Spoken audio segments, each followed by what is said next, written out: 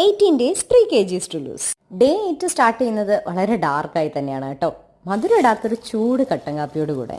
ഇതിൽ ആദ്യം നമ്മൾ വെള്ളം കുടിക്കും, പിന്നെ ഡ്രൈ ഫ്രൂട്ട്സ് കഴിക്കും, അത് കഴിഞ്ഞാൽ കട്ടൻ കാപ്പിയും, അത് കഴിഞ്ഞാൽ നമ്മൾ നേരെ ജിമ്മിലേക്ക്. ഇന്ന് ഡംബിൾസ് വെച്ചിട്ടുള്ള ഫുൾ ബോഡി പാർട്ട് വർക്കൗട്ട്സ് ആയിരുന്നു. ജിം കഴിഞ്ഞ് നേരെ കുറച്ച് ഗ്രോസറി ആൻഡ് വെജിറ്റബിൾസ് ഷോപ്പിംഗ് ഉണ്ടായിരുന്നു.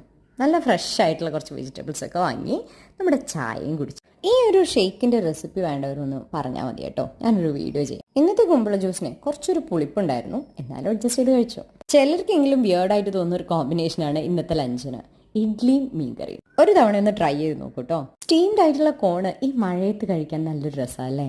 സ്വീറ്റ് പൊട്ടറ്റോയും ചമ്മന്തി വരുന്നു നമ്മൾ ഡിന്നറിനായിട്ട് എടുത്തിട്ടുള്ളത്. അയ്യോ അത് വീണുപോയി, പക്ഷെ ഇത് നല്ല അടിപൊളിയായിരുന്നു കേട്ടോ. എനിക്കിഷ്ടമാണ് ഈ ഒരു ചെറിയ മധുരമുള്ള സ്വീറ്റ് പൊട്ടറ്റോയും ചമ്മന്തിയൊക്കെ കൂട്ടി കഴിക്കാൻ. ഡേ 8 എൻഡ് ചെയ്യുന്നത് ഒരു ഉപ്പ് നാരങ്ങ സോഡ കുടിച്ചിട്ടാണ്. അപ്പോൾ ഇനി നാളെ കാണാം. ബൈ.